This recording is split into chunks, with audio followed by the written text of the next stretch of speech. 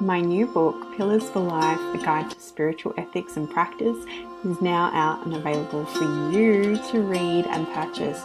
You can check out our website, willowhealing.org, to find a link, or you can find it on Amazon. We look forward to getting your feedback, and if you love it, please leave a review and share with your friends.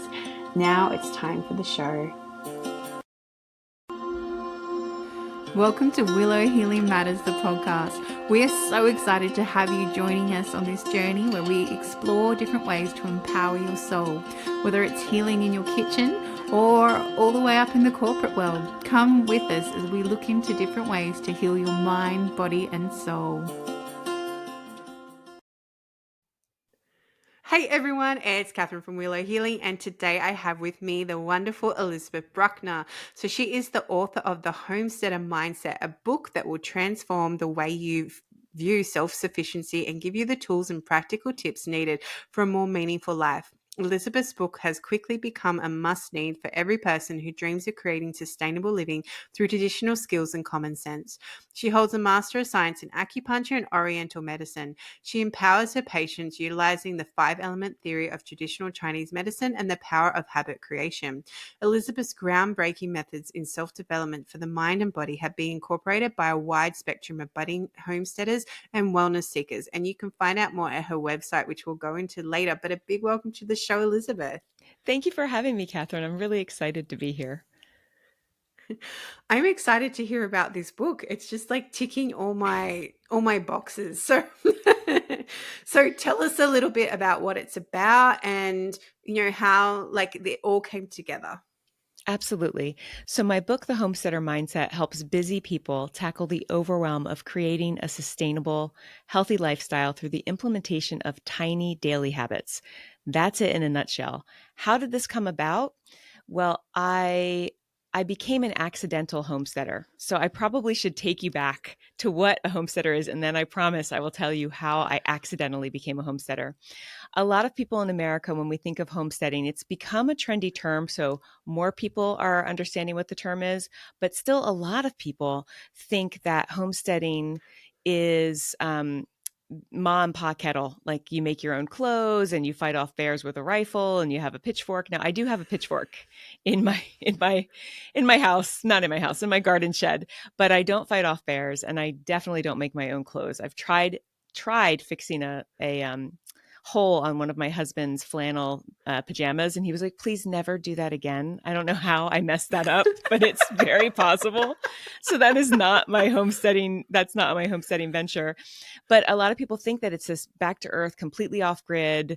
It's just you and your family, or just you alone in a cabin in the woods. And that can be homesteading. But homesteading has many aspects. There's many spokes to the wheel. So the initial homesteading was started in around 1862, a little bit before that, but that was when the first Homesteading Act occurred in America. And what that did was the federal government granted 270 acres of federal land to private owners. A lot of rich people got richer, but there were a few of us that got to have 40 acres and a mule, and they got to start their world. And that's where people think of this ma and pa kettle. Homesteading now is it's an intentional way of living. So it's got the traditional skills, and it's got the connection to land, and it's got a mindfulness practice in it, but it can be anything. I live in the suburbs in a house with air conditioning and heat and a pool in the back. And I am a homesteader because I do several of the homesteading things. So that's like the difference between now and then. How I became an accidental homesteader is in 2020. So I was recovering from a chronic illness, which left me bedridden for weeks, homebound for months, and unable to work for years. Most of my 40s was sick. I was getting well. And it was a real game changer for me because I come from a family of workhorses. Like, you just push your body, you just do, you get it done. And my body said, no, that's not what we're going to do anymore. And you're going to respect me and you're going to take care of me. And so I started dabbling in things that were homesteading, but I didn't know what they were. For example, that's when I became crazy about fermentation. I love fermentation. I'm called the fermentation maven because I give lots of talks on fermentation. And so, as a healthcare practitioner, I was really interested in the science behind fermentation. For example, in 1 teaspoon of homemade sauerkraut, you have more probiotics than bottle, a $58 bottle of the probiotics that you buy at the fancy health food store. That blew my mind, and it tastes delicious. So that was the first step. Then 2020 came, and everything shut down. And I come from a family of war refugees, and I've been reminded of what it's like to be in a place where there's no food on the shelves. I went to visit Russia. My family's from Belarus, but they were under the USSR. And I went to visit Russia just at the fall of the Iron Curtain in my teens on a student exchange. And I remember seeing these gigantic stores that were empty. There was like one piece of bread and I didn't comprehend it, but it was in my brain for the rest of my life. And when I went to the store in 2020 and the shelves were empty and I couldn't get organic garlic and organic ginger, I panicked. That was my first. I was like, this is not good. My DNA kind of clicked on, like, we're in trouble. Whoop, whoop, whoop. The alarm started sounding. I went home Yeah. and I told my husband, like, I don't know what's going on here, but it doesn't feel good. And he said, well, why don't we try growing our own food? You're home, you're getting better. Why don't you try growing food?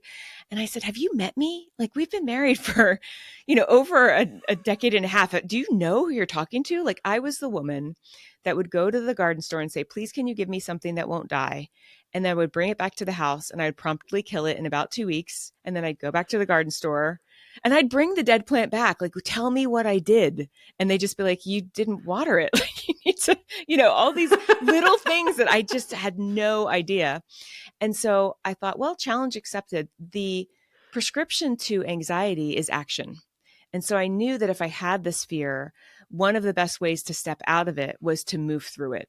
And so I started learning. I went online and I found out that YouTube was something that's not just for makeup tutorials, because I thought it was cat videos and makeup tutorials before I started learning languages. I didn't know that it was useful.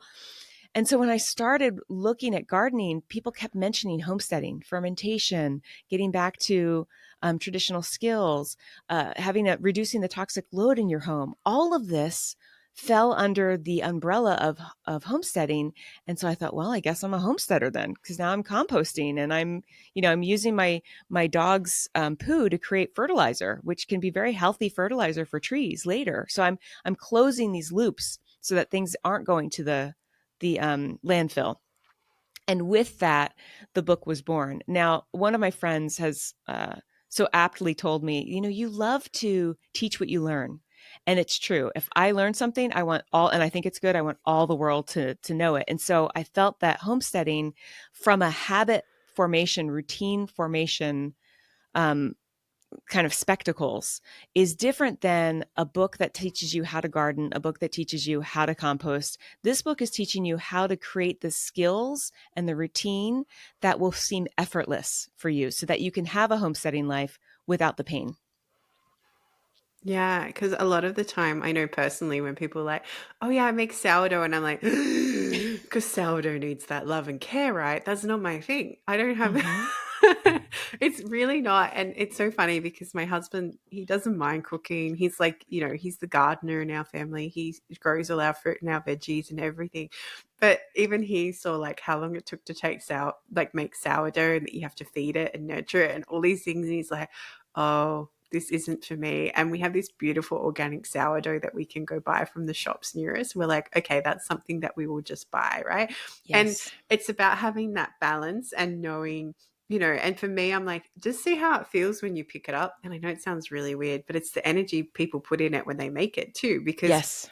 so often if people are angry when they make something, it's not going to feel as good as when something's really happy. So even if you're buying organic fruit and vegetables because you can't grow them yourself, just tune into what it feels like. And people are probably listening going, really? But it's true. Like, I will purposely reach for like a punnet of strawberries or something like that because, and see, oh no, these ones feel nicer. And it's because everything's energy, including our food that we eat. And I love that you took all those things, those little, bits that, and turned that fear into action. Because Yes. exactly like you said, if you sit in that fear, it will just stew and grow and grow and grow, and it won't let you shift out of that anxiety mindset. That's right. I love you. We really are kindred spirits because so much of what you said, I was like, yes, me too. I was just going to tell you that I've never made sourdough and I don't have any intention to make sourdough bread. I thought about it because everyone bought a bread maker during the pandemic. Like that was the thing. So I bought one. I'm like, I'm going to make bread. And then we continued to go to a farmer's market. That's how we vote with our dollars. It's a way to stay connected to people that are actually growing our food. So if you're not able to grow your food, start with a farmer's market. And we found a baker that's like the sweetest guy. He owns, not he owns, he owns his own small business, and he has a wife that helps him. And then he also has two twins, like just lovely little family. And their sourdough, I don't have gluten at this moment in my healing journey, but my husband does. And he does a 48-hour ferment. And so for those of you that aren't quite sure what we're talking about, what happens with sourdough is the culture in it actually pre-digests your bread. It eats some of the bread and it makes it easier for you to ingest. So if it's a 48-hour ferment, it's been digested much longer. For example, your homemade kefir, which I just gave some to my friend and taught them how to do it.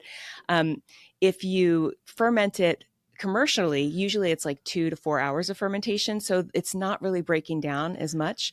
But if you ferment it at home for 48 hours, which I don't know if you can see, but there's a ferment behind me that's cooking right now, which means it's just sitting on the table doing its own thing. It will break down the lactose and the casein. So lactose is what everyone says they're intolerant. A lot of times it's just an unhealthy gut. But if your lactose is broken down, you can digest it better. And casein is a protein that sometimes is difficult. So you might be casein intolerant. And then once you have something that's truly fermented, not commercially fermented, it's easier. Now, one more thing before we go on, because I loved what you said about you pick up strawberries and you feel them. Everyone's intuition is different, right? I'm very visual when I'm doing things intuitively. So I make my shopping at the farmer's market for my fruit, specifically and my veggies, I make it a meditation. And I do that and just like I stand back, I make sure my sunglasses are off so I can really see the colors.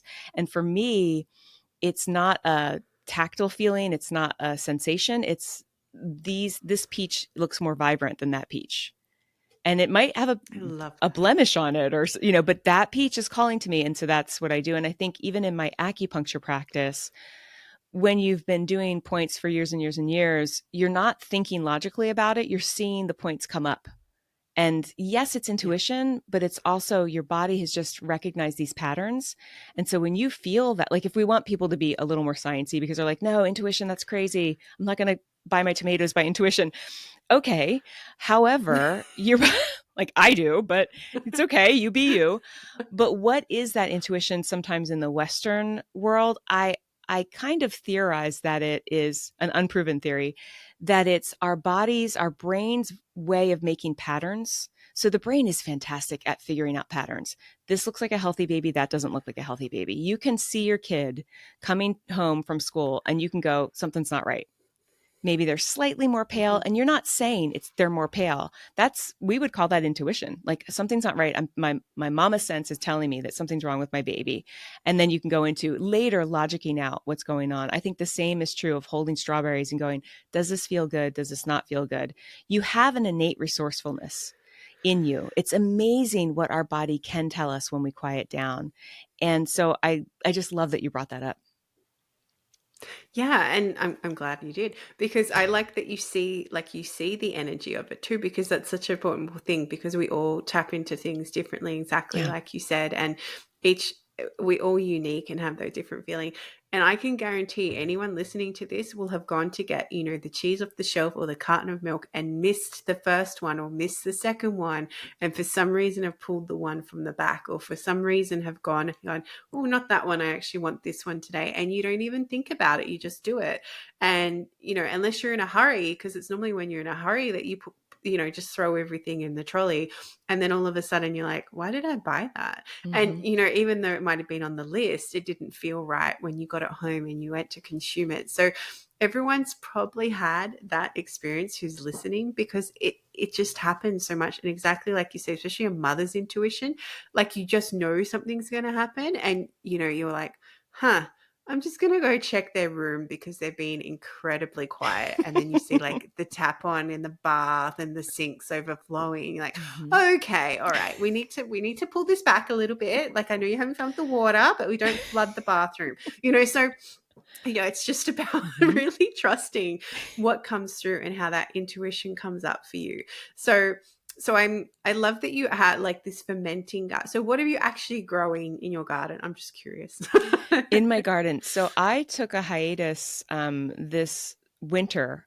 And I say that because I've ignored my garden for about 8 months, which is usually that's deadly. Like that's not what you're supposed to do as a gardener. But I was writing my book, I was finishing the book, and I just was like, okay, you be wild, go and be fruitful. And it turns out my garden was quite fruitful because I do something called permaculture. Now, I'm not trained in permaculture, like that you can get a certification. And I'm done with grad school. Like, no more tests for me, no more quizzes. If someone can give me a certification where I just show up and learn and not have to get tested, I'll do it. So that's a shout out to any permaculturists that are listening. But permaculture is a version of creating a system in your garden or your yard that mimics nature. For example, I have a mango tree, and then under my mango tree, the mango tree is going to provide mangoes, but it's also providing a little bit of shade for my sorrel, which is it's kind of like a spinach, but it's perennial. It just keeps growing. You never have to plant it again. And my lemon balm. So I would say right now, if I were to go out and count my vegetables and my food, I probably have about 30 things that are still surviving, even though I haven't done anything in Mm, many months. I just planted some marigolds, which are also edible, and you can put them in your salads or in your water, like an infusion. And my mint is it's doing great really tea as well. well. It's so great. Lemon verbena. That's I probably one of these days have to do a video where I just take a tour of my garden, because there's two things that I'd want to show to gardeners everywhere, to those beginners that are afraid. The first would be that my garden is messy, and it's okay because that's who I am when I garden. I don't have these well manicured, it's just too much for me. And the second thing is the resilience of the garden. There is such incredible abundance in nature. And I don't think I tapped into that until I started gardening. I've been told there's abundance and it can come to you, and here it is. You just have to, pluck the fruit of whatever you want. And I'm like, okay, that sounds great, but I don't know how that's going to happen. But then when you're sitting in the garden and you let a carrot go to seed, and from one carrot there are thousands of seeds, and from, like, let's say 9,000 seeds, 3,000 of those could become plants because some of them aren't viable. Mm. That's abundance. And then I can give those seeds to my friends, and then they can throw some seeds on their ground and they can have abundance. That's where it really kind of woke me up to the incredible possibilities when we're connected to our earth. Yeah, we had that happen with our tomatoes. They took over the garden. Like they just went crazy. Not as much this year, but last year. And they were just everywhere. And, my husband's there going, maybe I planted too many. I was like, yeah, but how did we know we were and we were giving away like boxes of green tomatoes because we just had so many. And this year we didn't have as much of a harvest, but this year all the animals figured out we had tomatoes. So we had these little parrots coming to eat them. We had the Wow. wallabies and the kangaroos eating it. This is Australian problems, right? But Yeah. it's like at the same time, it's like, okay, well, that's a good lesson on how to let things grow. Like even something jumped into where our lemon tree was and started eating these beautiful lemons that we had ripening on the tree, and we're like, what on earth is eating lemons? Like, and but like you said, then you get this abundance of seeds and it's so beautiful. Even like potatoes, you just keep a couple of potatoes that are sprouting and you plant them and then you've got a potato plant. It's like, and people are like, there was a big thing here where the spinach was an issue. And I'm like, I don't know what you're complaining about. Spinach is one of the easiest things to grow. You just kind of throw in the seeds and let them go. Like Mm-hmm. they purely are like that because they're almost like a weed, if you will. And I don't believe in weeds, but, they grow like that. They grow Mm-hmm. really quickly, and I like that you brought up marigold because bees need food too. And if you want Yes. to, I think that's such an important thing. If anyone wants a successful garden, you need to have pollinating plants. Like you need Mm-hmm. to have things that bees can come to, because if you have lots of bees and butterflies and those beautiful bugs in your garden, it's such a powerful thing, you know.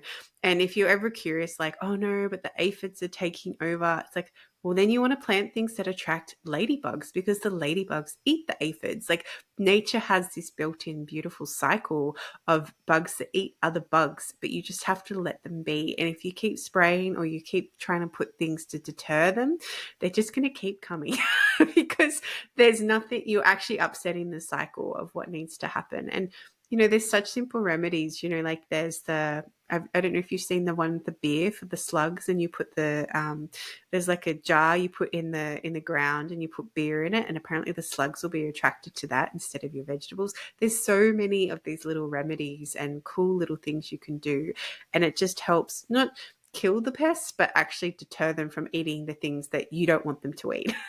Yeah, that's exactly right. And I love that you mentioned the tomatoes because, okay, I'll give a little recipe for a listener that wants to ferment. If you take tomatoes, onions, and you can do a pepper. You can do it from your garden, or if you have a neighbor that has grown too many tomatoes, then go get their tomatoes. You chop them up, just dice them up, throw them in a jar, and then fill the jar with a little. Well, just sprinkle a lot of salt to make it really salty. You can ferment your salsa, and so what will happen is your salsa will remain wonderful for months in your fridge. Mm. So what I do is if I get a bunch of tomatoes, like I again, messy gardener, so I won't really trim my tomatoes. I'll just let them grow into this big monster. I've had a tomato plant be taller than me and people are like, "What are you doing?" I'm like, "It's fun. I want to see where it goes." And then I will just make a ton of fermented salsa. And I'm not a big salsa person. I wasn't born and raised in Southern California. It's a big deal here. Like people put salsa on eggs. I'm four square against that, but some people are loving it, and my friends and family love it. So I make it, and then I know that it's a probiotic rich food on top of that. So I just love that. Also, I Mm. love what you're saying about insects. I think we've become in the Western culture, we've become so sterile. We're so afraid of things landing on us. Like, get barefoot, go out into your garden, let a worm or a caterpillar crawl over you. It's beneficial to you. They have beneficial bacteria as well. And they do balance each other out. And they do things that you don't even understand. Like ants, everybody thinks ants are terrible. Ants out of balance are not that fantastic, but in balance, they aerate your soil. What that means is they create tunnels that will then actually loosen up the soil and help your plants grow better, because the plants are like, oh, I can move my roots in here. I can get in deeper. Yeah. Yeah, I love that you brought up ants. So I have a fun ant story. So Tell a me. friends of ours, they always had these ants coming in the kitchen. And so they like, so the husband weirdly, and he he goes to the ants, right, I'm going to leave you the crusts of my daughter's homemade sourdough, right? Of the toast with the honey on it. I'm going to leave it for you, and you have an hour to eat it, and then you got to get gone. So we had this full conversation with the ants, and every day that's what they did. They left this little bit of tribute for the ants. They come and eat it, and then they were gone after the hour. And I was like, oh, I'm going to try that. So I tried it, and it didn't quite work that way. But then what my son and I started to do was go like put things in the garden to honor the garden and just be very like attached with like nature and things like that, and go and honor it. And the ants disappeared. We didn't do anything different. Like we tried so many other things. We put like, you know, we used borax, we tried the, you know, black pepper, we tried peppermint, we tried all these things, and they just wouldn't go away. And all we did was go and honor the garden, and they just stayed out. It was so interesting. And you know, for me, like if you keep seeing a pest, or not a pest, I don't like the word pest, but if you keep seeing an insect keep coming back into your life and not disappear, ask what it means. And all you Mm. have to do these days is go into Google and go spiritual meaning of ants, or spiritual meaning of caterpillars, or spiritual meaning of slugs, and see what comes up, because often it's nature having a message for you too. Mm. And if you let your garden grow, you'll have things grow in your garden that you never planted. And And it's always for you. So we had this happen to us, and I was studying herbology at the time, herbalism, and this beautiful big plant came up in our garden, had a really long stalk and a yellow flower up the top. And I was like, what is that? And I open up, because this is the universe, right? I open up my notes, and it's like agrimony. And it was exactly that plant. So and I was like, what does agrimony do? And it's really beneficial for the liver. And I was like, oh, I have liver issues. So then I went out, and it was perfect timing too, because it was the right time to pick the leaves so that they were not as bitter and everything. So I went and did that, and I dried it out, and people were like, oh, that sounds like effort. No, you just put it on like one of those cookie cooling racks, and you just leave it. And that's all you got to do. That's how you dry them out, really. Mm-hmm. Like, just put it in a dry place or in the sun. And then I had agrimony tea, and I was just like, Wow. wow, this is really cool. But if you we're so trained to have, like you said, these manicured gardens and these Mm-hmm. manicured lawns, and it has to look a certain way. Our garden is wild, and the things that we have come up, because my husband and I, like, we want to keep it as natural as possible to keep the insects. Like, we have grasshoppers, we have crickets, we have, everything you can imagine. They're living in the garden because, and then we have all these nature, like natural things come. Yes, they eat our veggie patch, but at the same time, we wouldn't have it any other way, because we love seeing the kangaroos, and we love seeing, the wallabies and everything like that come as well. But it's about finding that balance, right, between Yes. yourself and your garden and nature. Yeah. And also you're mentioning a great deal. You said respect. And I think that's something that we've tend to forgotten. Instead, we're looking at a garden almost like it's a slave to us or it's a tool. And I think that the garden is so much more. In permaculture, we talk about stacking functions, which means everything has more than one function. We as humans have stacking functions for the garden. We're there to observe, we're there to clean up when there's an imbalance, we're there to plant, we're there to share some of our waste and make it into compost for fertile ground. And the garden is also there to do several things for us. One is nourish the body, also nourish the mind, right? Because if you're out in the garden, you're thinking about problem solving, you're getting more connected to nature, you're coming up with better theories. I am not one of those people that puts a podcast on while I'm in the garden. I want to be talking to my plants. I want to hear the thoughts that are meant to be heard. And then spiritually, it lifts your spirit to be in a garden. And so that's just from the three levels, but there's so many levels to how a garden can help you if you respect it. It's a relationship. This is a relationship just like any other Exactly. relationship.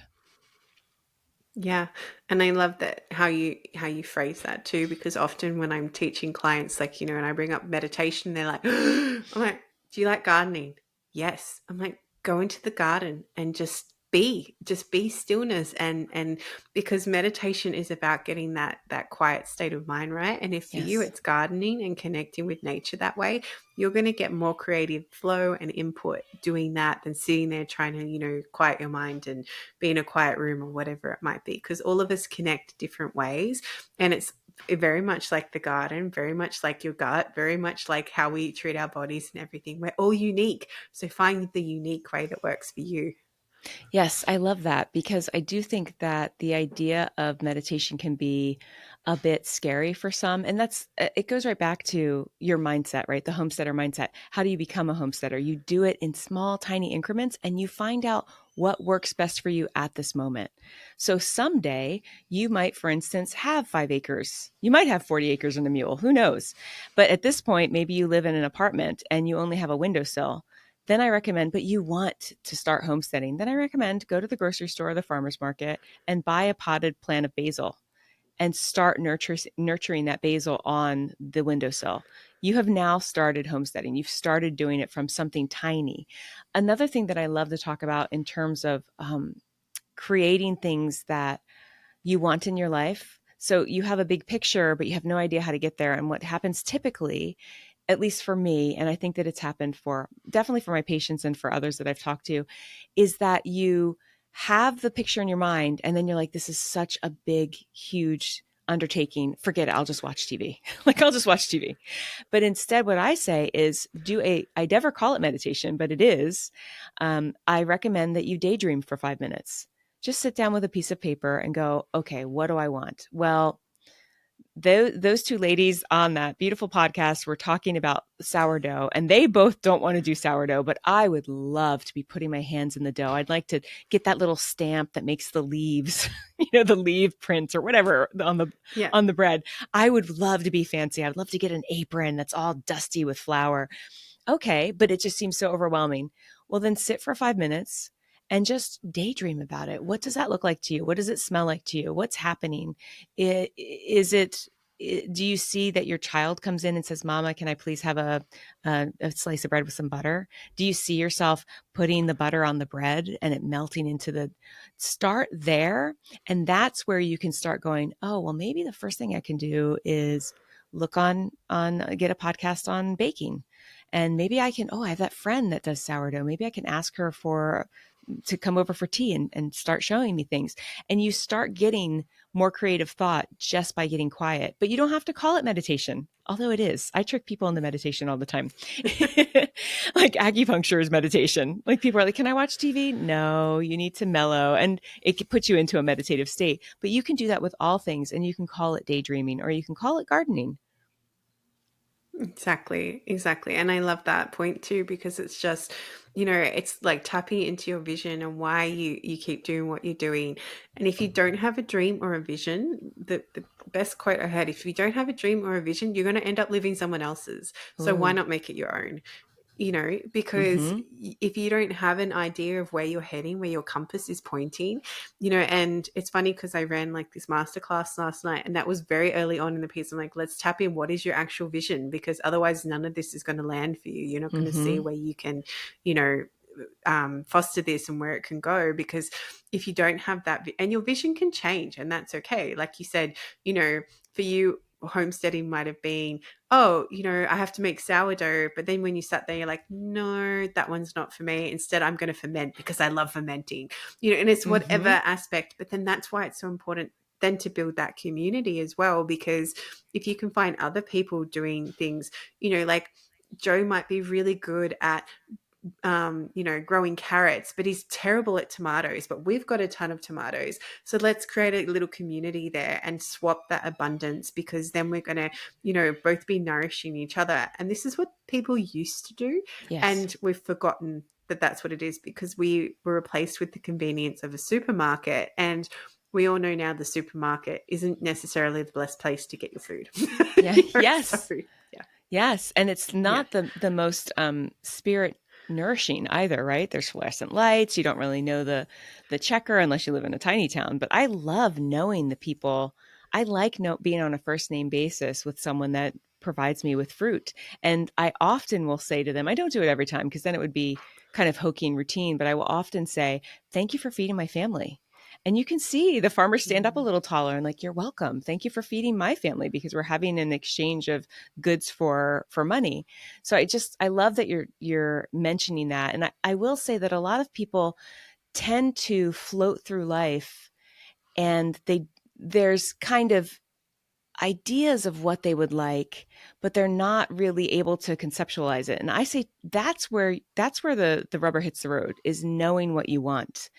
And one of the ways that you can do that, and I do think that this is a huge part of a healthy lifestyle, is having community.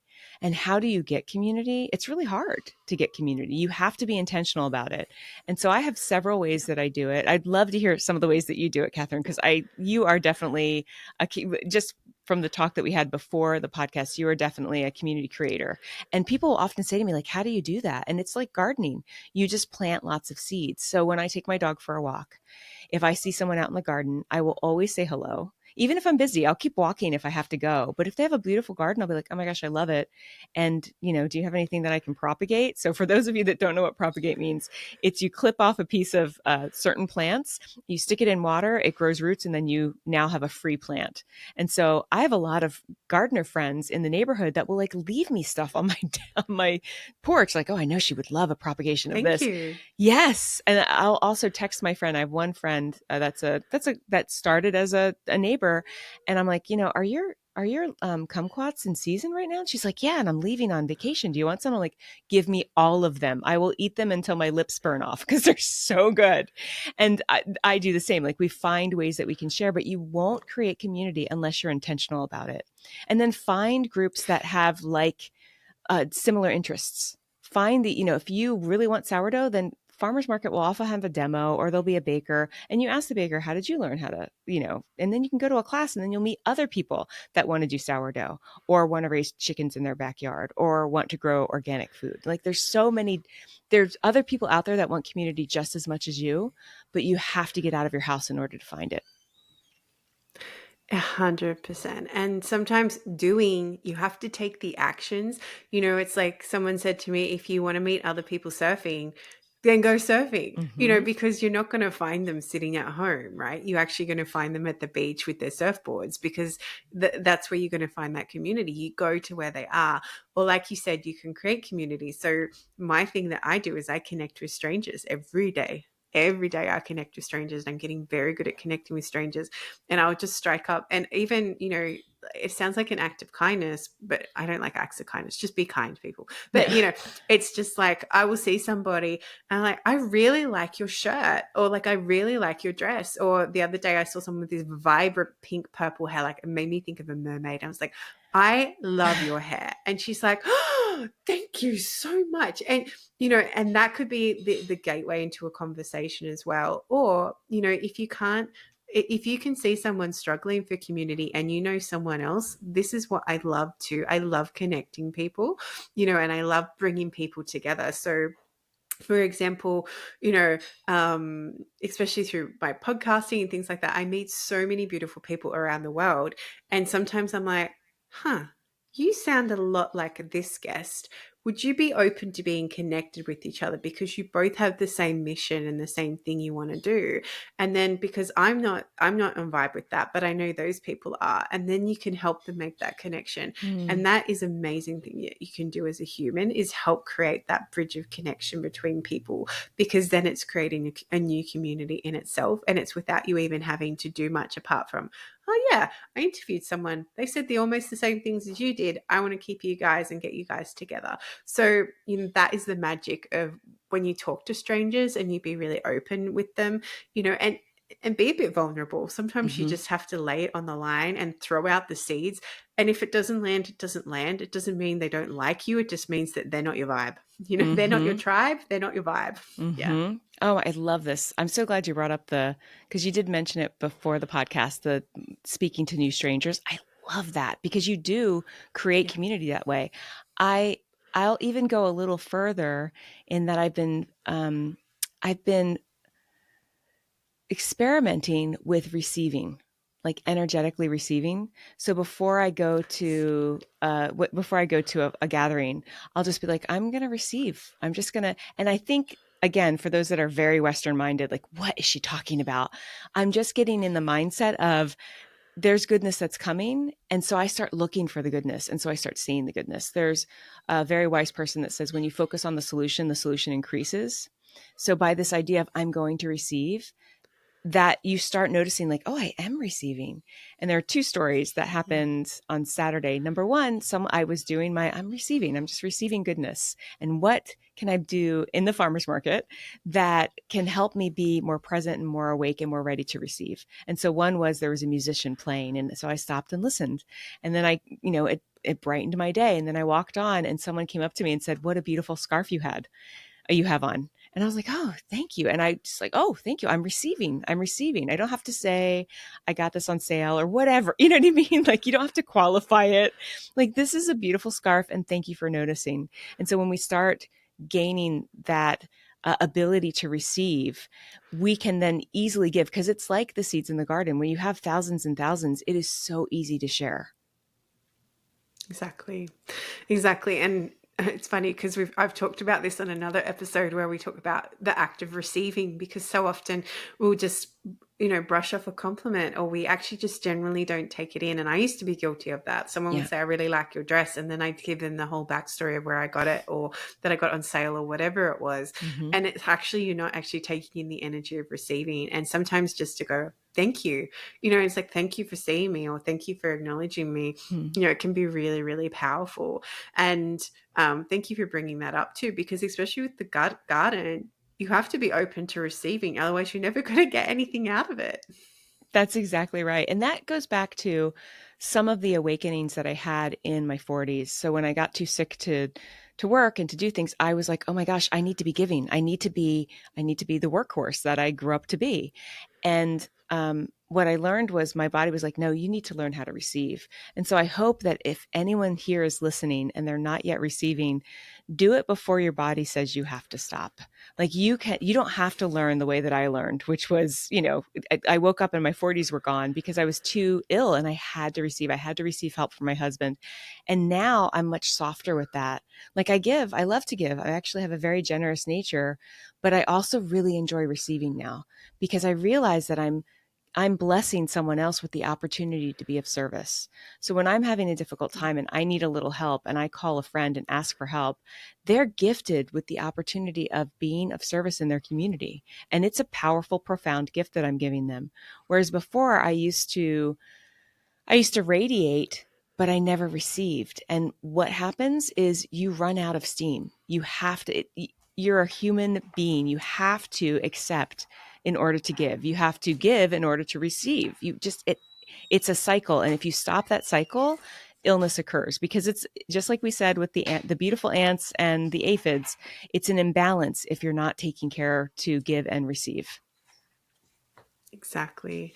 That's such a beautiful um, example of the balance that you need in so many different aspects of your life, but definitely with giving and receiving. And, when you are giving, it's not in the, you can't go with the mindset, if I give this, then I'm going to get something back, or then they owe me a favor. That's tainted giving. Just give for Mm-hmm. the sake of giving, and receive for the sake of receiving, not like Mm-hmm. I owe you and you owe me and that sort of thing. It's Mm-hmm. different, if you take turns shouting coffee or something like that, that's Yeah. different because that's just, being having fun and taking turns. But at the Mm-hmm. same time, sometimes you just genuinely want to buy someone a coffee or whatever it might be, and it's there's no reciprocation expected, and that is when the true beauty of giving comes in. Mm-hmm. So I know we could talk all day, but we need to start to wrap up. So how I asked the guests that come on the show, Elizabeth, if there's something they could heal or change in the world, what would it be? This is going to be a little heavy, but I would say if I could heal one thing in the world, it would be self violence. If those of us could practice nonviolence, non judgment, humility, surrender, unconditional love, and unquestioning faith, the world would be a better place. And I say this because, yes, there's violence to others, but the violence starts with ourselves. And that can come in the form of judgment. I'm not doing this good enough. I need more. I deserve more. It could be entitlement, but it's still violence. Or it could be the opposite, where I don't deserve anything. But that violence creates more violence. It ripples out into the world. So if we could practice nonviolence with ourselves, oh my goodness, imagine the abundance of goodness that we could give to others. Yeah, it's beautiful because sometimes we're our own worst critic, right? And we really Yes, need to pull ourselves out of that because, and give ourselves some compassion and some love, like you said, unconditional love and unconditional faith, because it's when we can trust ourselves and not beat up on ourselves that we can make significant changes in this world and let that ripple out. absolutely. Yeah. And where can people find your book and find you, Elizabeth? Well, friends, you can get my book on Amazon. It's The Homesteader Mindset by Elizabeth Bruckner, or anywhere else you can get books. And I do have a free gift for your listeners. So I've created a homesteader habit tracker, and it also has 3 or 4 steps for how to create easy, simple, doable routines, because I think sometimes we kind of bite off more than we can chew. And you can receive that on my website by going to www.createwellnessproject.com /gift, GIFT. Beautiful. And I'll make sure to include that in the show notes as well. So if anyone's listening and got to the end, you get a free gift. Look at that. Well done. Woohoo.